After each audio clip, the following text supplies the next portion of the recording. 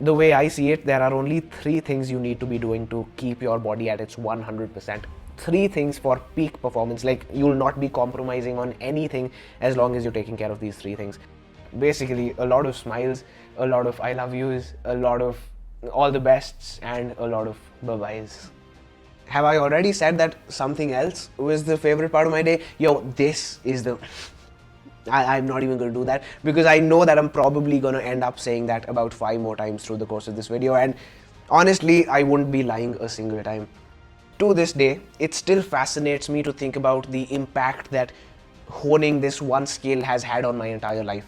And if me sharing my experience with it could even remotely motivate you to start working on developing this skill more intensely, that's all that I need. I think that's more than enough foreplay. Let's begin. Hi guys.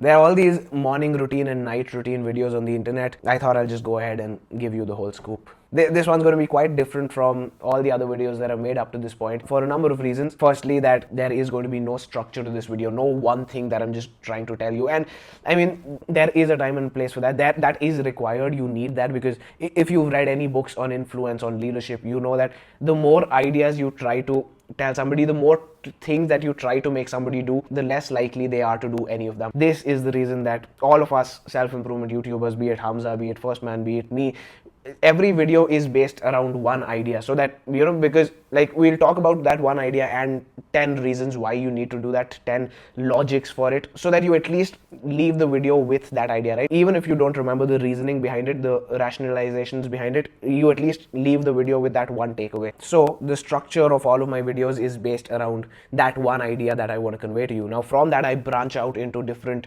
things that I've read in books, different things that I've heard on podcasts, different experiences I've had, how younger Sahaj battled those things, how I finally overcame those problems, those adversities. But in this video, I don't have any one thing that I'm trying to tell you, right? The structure for my video is everything that I do from the moment I wake up to the time I go to sleep. And in the process, I'll tell you of all the changes, all the optimizations I've made to my routine over the past multiple months, all the tips and tricks I've learned, all the hacks that I have to share with you. So while this video will not have any one structured takeaway for you to take from this video, it will have a lot of tiny little things that have taken me months and months to learn and figure out and, you know, and implement into my routine. And so it could potentially have more value than any other video I've ever made. That's a lot of pressure for an unprepared video, but if you can't tell already, I'm fucking excited for this one, guys. Before we start, just a couple of things I wanted to address for a second. We'll start very soon, I promise. Firstly, I cannot state enough the importance of routine in my life. I know that no matter what words come out of my mouth, they won't do justice to what routine has done for me. I used to be the most unproductive human being that you can imagine. I don't even want to get into that, dude. Let me save you, both you and me, the time by just saying that I was the most unproductive human being that you can imagine. I studied lesser than anyone you can imagine. I procrastinated more. I was less productive than anyone you've ever met. From that to ending most days so fucking proud of myself, so happy, so full of gratitude, so full of self-love because of the amount of work I got done, 100% of the credit goes to my routine. And secondly, I couldn't have imagined saying this a few months ago, but this is literally my drug today. This is my high when I'm able to figure out some way to optimize even 15-20 more minutes of my day. It's orgasmic. I'll just leave it at that. I had made my first routine about 6-7 months ago, and since then, dude, like the number of changes it has undergone, the amount of things that I've moved around to optimize it, you know, now that I think about it, I don't think that there's a single thing in my routine today that has remained the same from when it began. I think that's more than enough foreplay. Let's begin. I wake up at 5 a.m.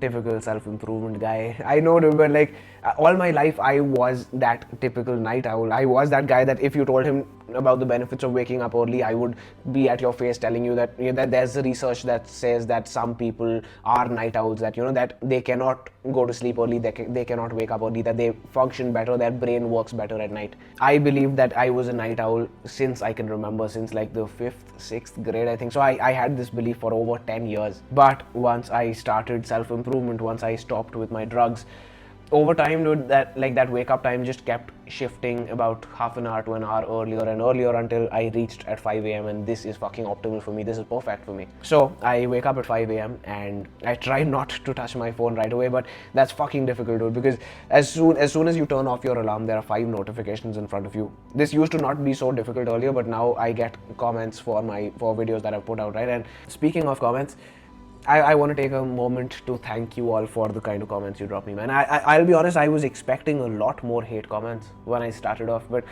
I don't think I've gotten a single hate comment till now. It's all full of love, dude. Some of the comments are so wholesome, so heartwarming. I see these comments first thing in the morning and they make my entire day. It's kind of an external validation, which I know that I shouldn't need and all, but it's nice to have, right? It feels fucking good, dude. It feels brilliant. In some way, it kind of makes all the effort that I'm putting in feel worth it. So thank you from the bottom of my heart. Thank you. So I wake up at 5. I am done freshening up by 5:30, and at 5:30 I am sitting over here ready to watch the Hamza video of the day. We got to talk about that, dude. You guys have seen way too many comments of mine on Hamza videos. We got to address that, right? There are a couple of aspects to it. First of all, I'll just say it, right? Self-promotion. Of course, that's a factor. Of course, that is a consideration, a major one at that. Most of you have found me through my comments on Hamza videos. Every video that I put out has at least 5 comments saying that I saw you through this comment of yours on Hamza's video. I saw you through that comment. So, while 90% of my day, 95, 99% of my day goes into bettering myself, bettering my content, bettering my delivery, improving how, every aspect of my video, I spend this half an hour a day trying to get traffic to my channel. But I've never believed in spamming every video that I see with a comment saying please check out my channel. And that brings me to my second aspect. The first was self-promotion, the second is value. For those who see the comment as well as for myself. See, my biggest problem with video ideas is that I get overwhelmed with the number of things I want to talk to you about, the number of things I want to make videos on. And for reasons stated earlier, every video needs to have one core idea. I cannot just put 10 things into one video and give it to you because you probably will take nothing away from it. So what I do with these comments is I watch the entire video, grasp the entire message that Hamza is trying to convey, and then I completely forget about what he said. If you've seen my comments, you'll see that I never summarize what was said in the video. In most cases, what I say is quite a bit different from what was said in the video because I just take the premise of what he was saying, I take the core idea of what he was trying to convey, and I ask myself, if I was making a video on this, what would I talk about? What angle would I see this from? And I put that comment out. Now, doing this helps me in multiple ways. Firstly, I get to see that topic that we're talking about from a different angle.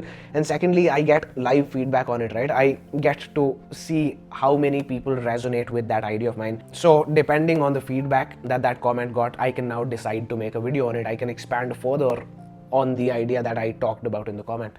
Honestly, I've gotten mixed feedback on my comments. Some say, what self-improvement are you doing? You're just sitting on YouTube all day. You're just commenting on Hamza videos from morning to night. You're not doing any self-improvement on your own. You're just preaching this bullshit.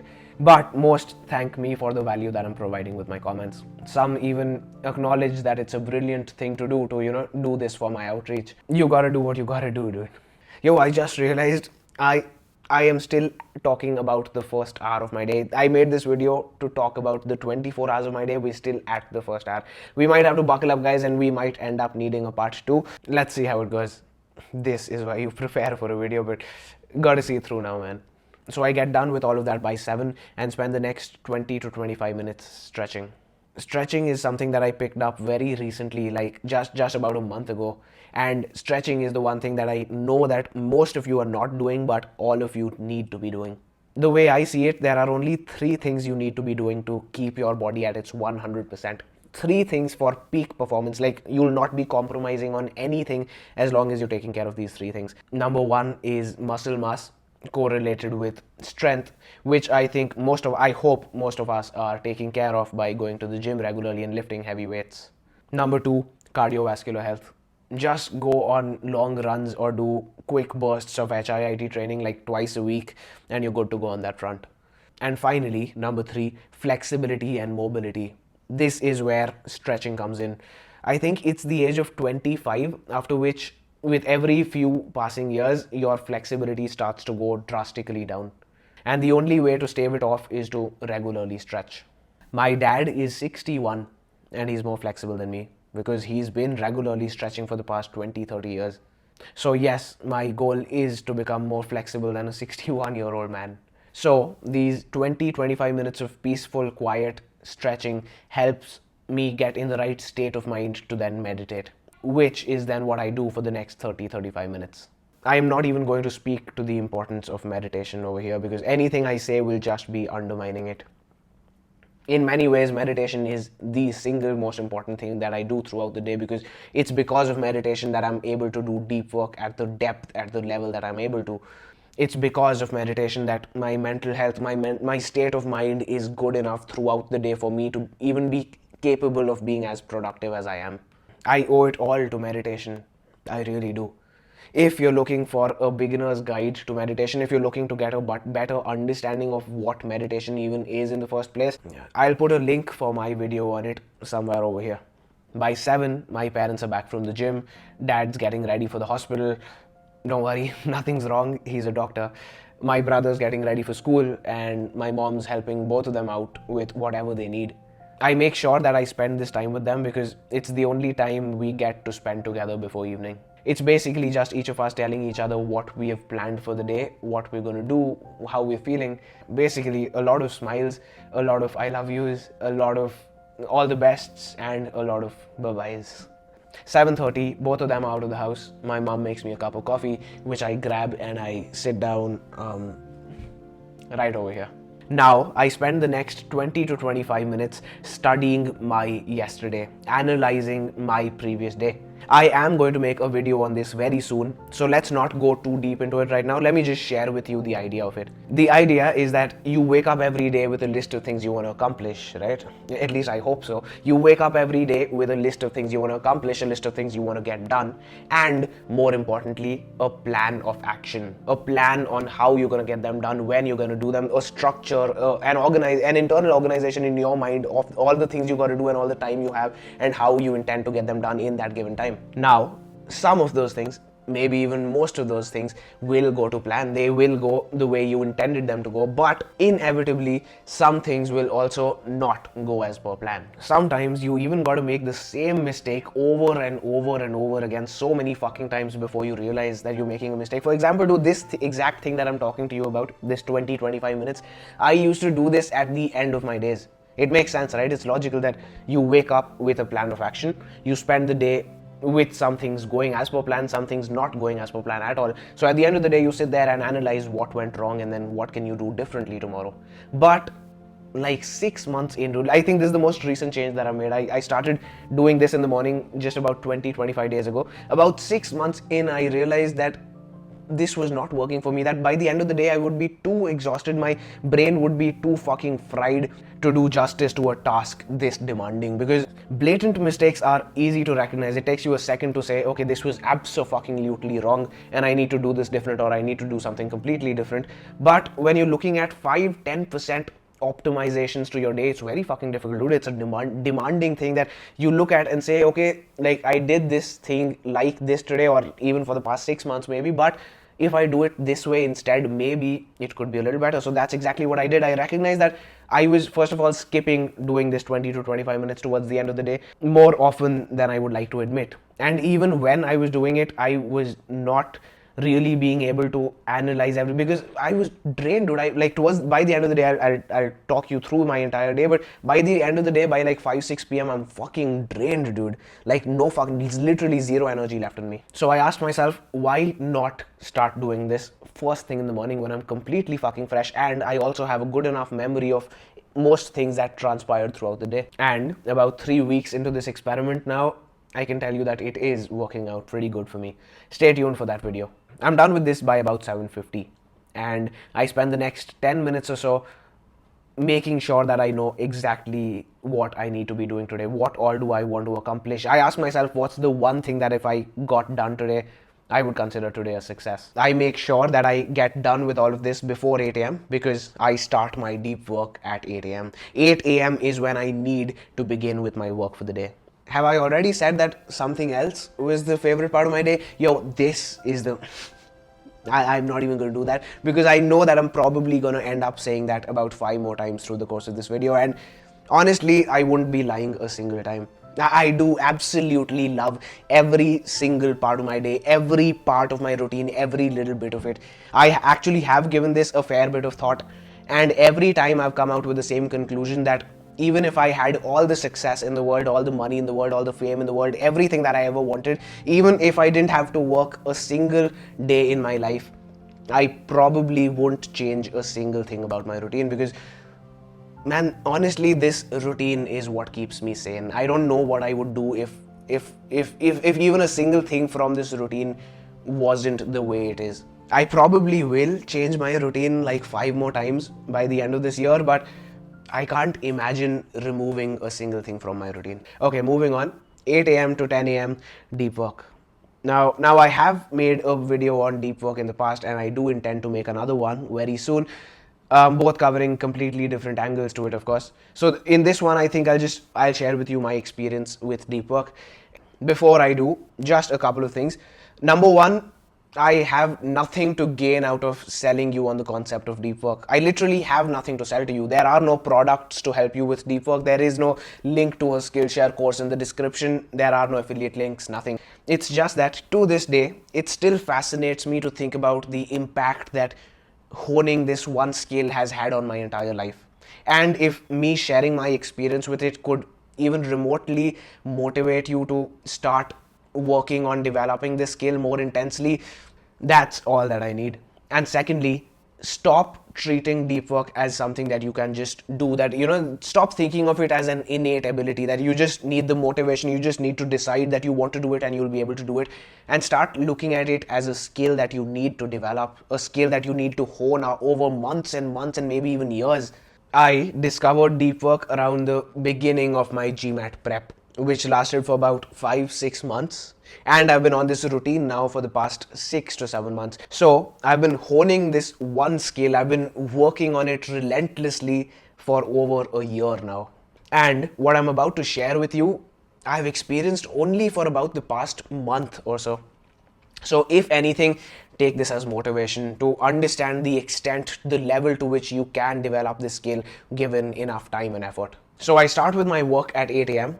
Now it used to take me much longer, but after all these months of practice, after more than a year of practice, it takes me about 10 to 15 minutes to dive deep into it today. So from 8:15 to about 10 a.m., I'm not feeling hungry. I'm not thirsty. I don't need to go to the washroom unless I really do.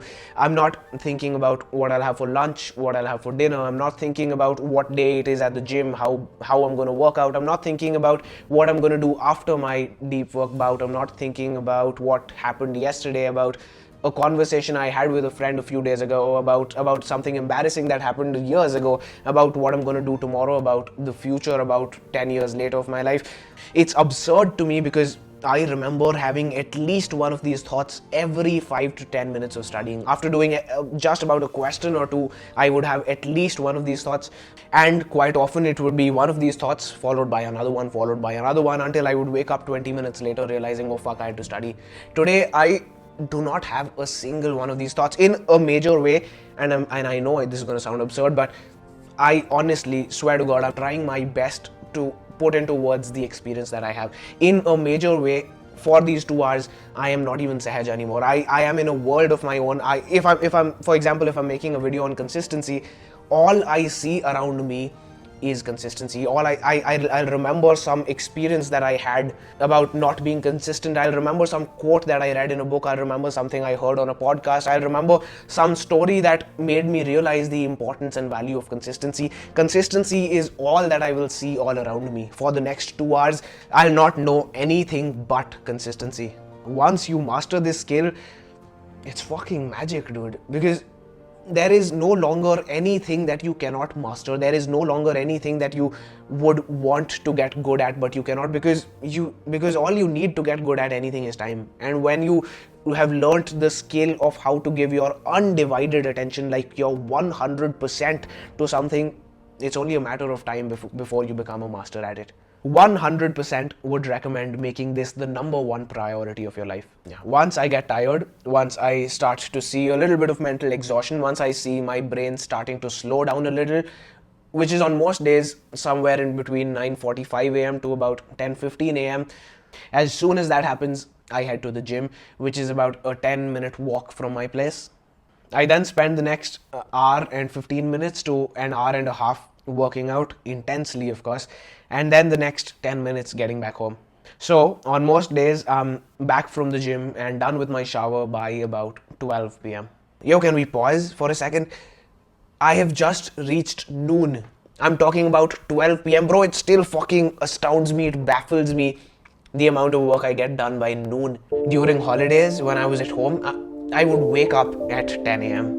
I would grab my phone as soon as I woke up, still lying on my bed for another 20 minutes, start scrolling through my phone. I would go take a shit, still scrolling through my phone, brush my teeth, still scrolling through my phone, wash my face, listening to whatever I had been scrolling through. What the actual fuck, dude? At 11, I would go grab myself some breakfast, sit down in front of my laptop, open up either Netflix or YouTube, and by 12 pm, my achievement for the day would be that I got done with my breakfast. And today, let's get a count in. Done with stretching, done with meditation, spent some time with the family, very fucking important by the way.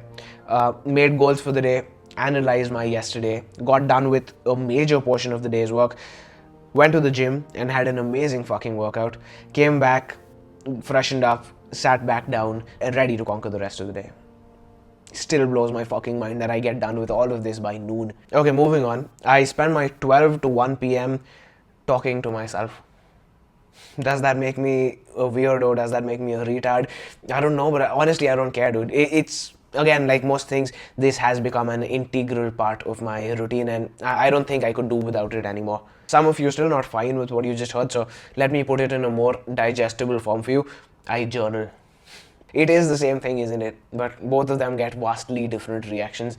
And before you ask, sometimes it's on paper, sometimes I open up a Notion page, sometimes I just lie on my bed and record a voice memo. To me, it's all the same. As long as you are doing the deed, as long as you're giving yourself some time, that's what I see it as giving yourself some time. I like to think of it as having a chatty roommate who just wants to keep fucking blabbering from morning to night all fucking day, dude. Of course, you would get rid of such a roommate, so let's hypothetically say that it's a roommate you can't get rid of. It's a lifelong roommate that you have.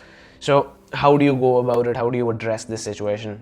There's this guy with you who's constantly on and on and on, has an opinion about every fucking thing and just won't fucking shut up. Now, it's understandable that you don't want to constantly be listening to him blabbering on and on day in and day out, but you gotta take out some time for him, right? You gotta take out some time from your day to listen to him. You've got to do that for him. The only thing he wants from you is your time. The only thing he wants from you is a friendly ear to blabber onto. I would argue that you would do it for anybody who asked you for it.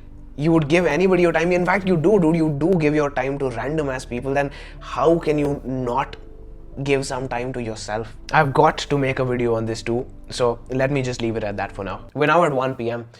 Not much to say over here. I spent my 1 to 2 pm eating my lunch and watching some of the other podcasts, maybe some Jordan Peterson, maybe some Tom Bilyeu, maybe some First Man. 2 to 3 pm, I get done with my second and final bout of deep work for the day. My lunch, by the way, depends on this, because if I plan to get a lot of done in this bout, if I have to go all out, if I need to get a lot of shit done, I make sure that I don't eat a lot of carbs for lunch, because that is what gives you that mental fatigue. That's what makes you feel lazy. That's what slows you down after lunch. 3 to 3:30 is a small break, because deep work drains the fuck out of you, dude.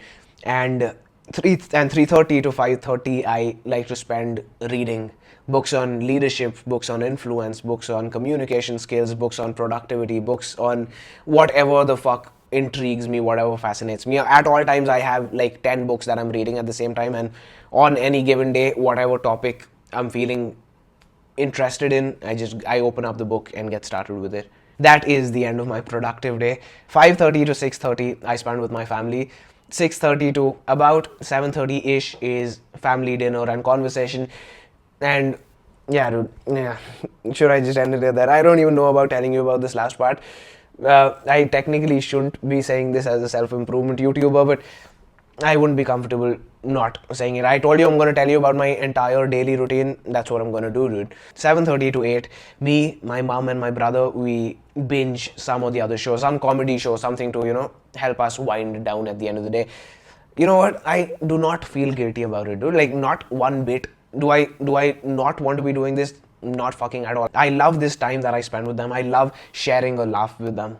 Well, as promised, that was my entire daily routine, guys. I absolutely loved making this video. I hope you guys enjoyed watching it too. I hope you learned something from it. I hope you take some takeaways from it. As always, I wish you guys all the best with everything that you're doing, and I'll see you in the next one.